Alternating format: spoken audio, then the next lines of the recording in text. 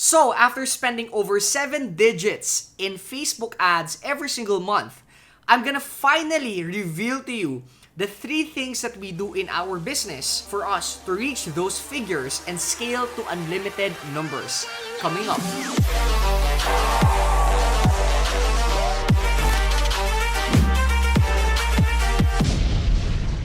Hello Tycoons, this is Fibo Lim, your internet marketing coach. In this channel, we publish weekly content that will help you grow your business online. So if you're new here, consider subscribing.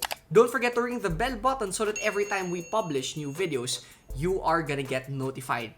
Before we begin, I want to invite you to my masterclass, free masterclass, where I share with you step by step how to run profitable advertising campaigns. Kindly visit this link to register for a free seat right now. Alright, so for those who are very new to this, you might be wondering, kailangan ko ba talaga mag-spend ng milyon para to run Facebook ads? And the answer is no. You can actually get started with 50 pesos per day na budget, okay? And again, advertising is not an expense, it is an investment.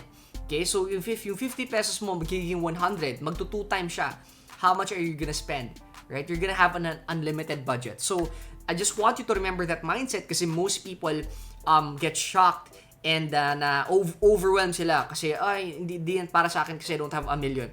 And the reason why we can spend over 1 million in advertising, it's because our ads are very profitable, and if it's profitable, all we need to do is spend more in advertising. However, the thing is, as you start growing and scaling your budget, yung cost mo actually increases, okay? So what that means is, let's say for example, yung advertising budget mo is 1,000 a day pa lang, okay? So what usually happens is you might spend 1,000 and get, for example, 500 pesos per purchase. Okay, ibig sabihin, when somebody buys a product, you only spend 500. But when you start growing to 10,000, magiging 700 per purchase siya. When you start growing to 20,000, magiging 900 per purchase. Something like that. Kumbaga, the cost of acquiring a customer would normally increase when your advertising budget increases. That is the reason why most people cannot scale, okay? And you need to have that kind of balance wherein, okay, when I increase my budget ba, I want to increase my budget to the extent na profitable pa rin yung advertising campaigns ko. And in this video, we were able, in this video, I'm gonna show you how we were able to spend in even 50,000 pesos per day in advertising and still remain profitable, alright? So, the first secret I want to share with you is etong tinatawag natin na multiple ad creatives. Okay? So what is this multiple ad creatives? So sa advertising kasi, sa Facebook ads, is you can release videos, images, okay? And you can release multiple videos. So you can have video number 1, video number 2, video number 3, video number 4. So maraming videos or maraming advertisements. So the thing is, the mistake of most people is they create one video and they decide if okay na ba yung video na yon.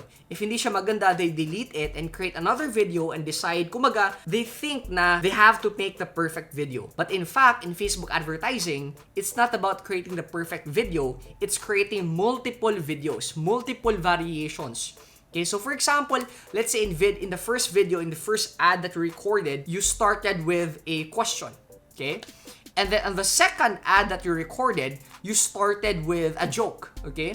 And the third ad you created, you shot it in a different angle, okay? So if you notice, it's similar, pero having that variations, you're letting your audience decide ano yung pinakamagandang ad, okay? And what happens is, let's say you have these 5 different ads, okay, with 5 different variations, or let's say 5 different angles or messaging, and you can actually tell Facebook, okay, Facebook, these are the 5 ads that I have.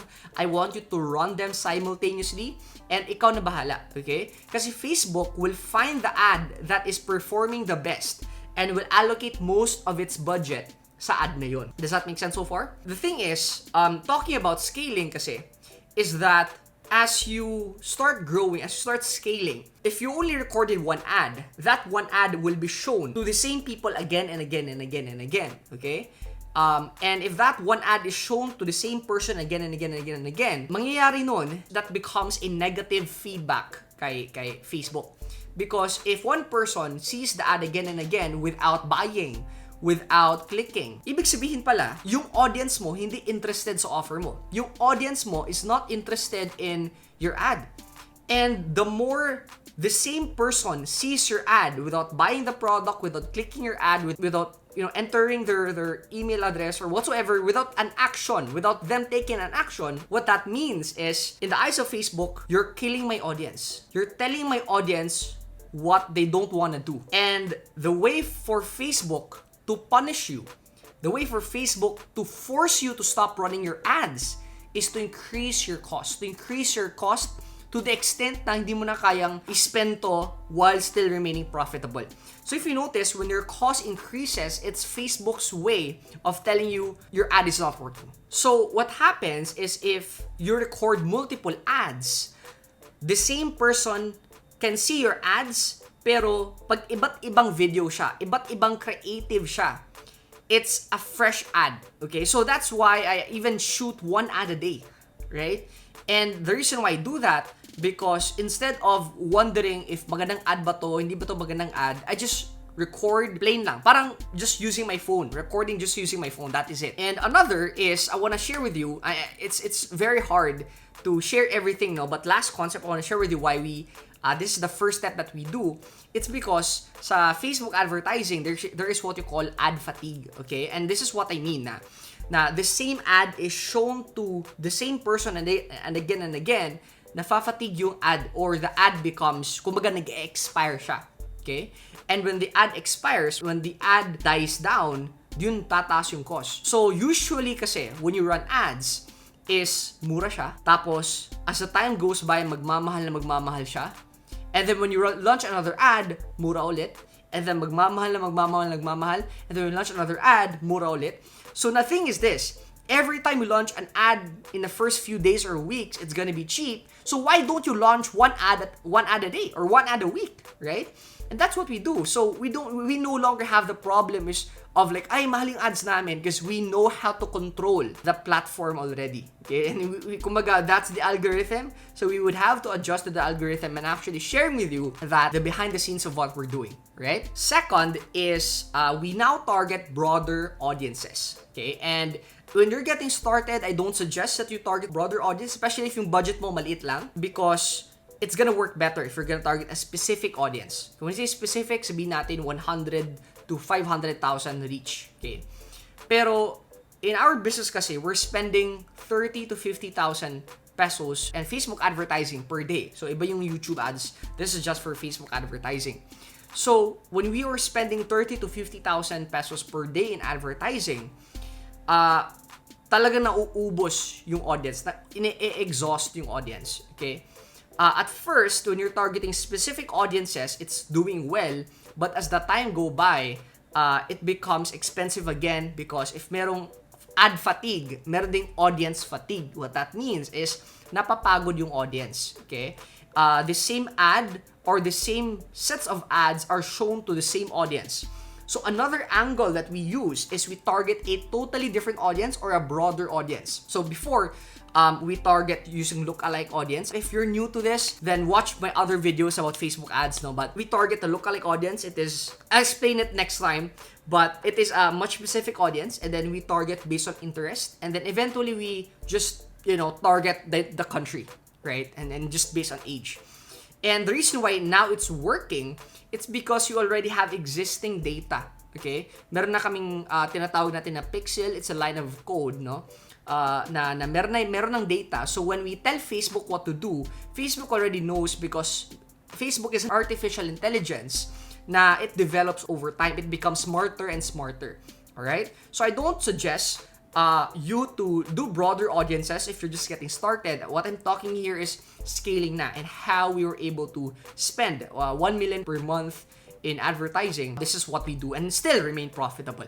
Okay? And the third strategy that we're using is to retarget visitors, or retarget. When you say retarget, is you are targeting again the people who visits your page. So for example, let's say you are attracting people or you are letting them register for a webinar. And when they click your ad, they will be redirected in a page. Okay, so page na yun, they're gonna enter their information details.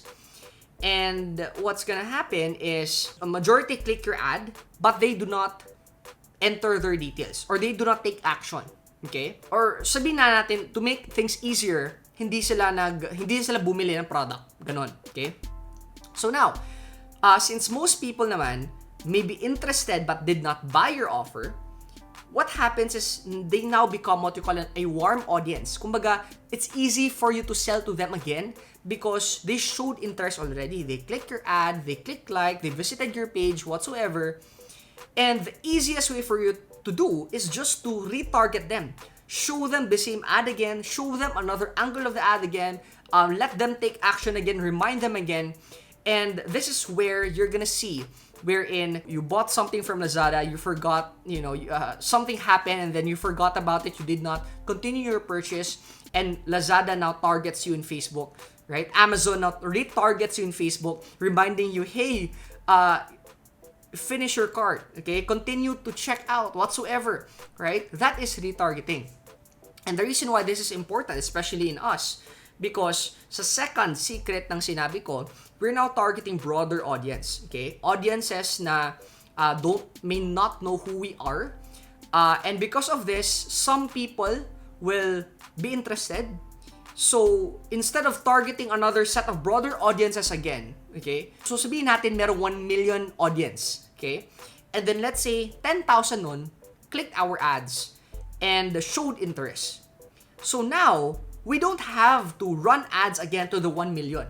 We just need to run ads only to the 10,000, which is much cheaper.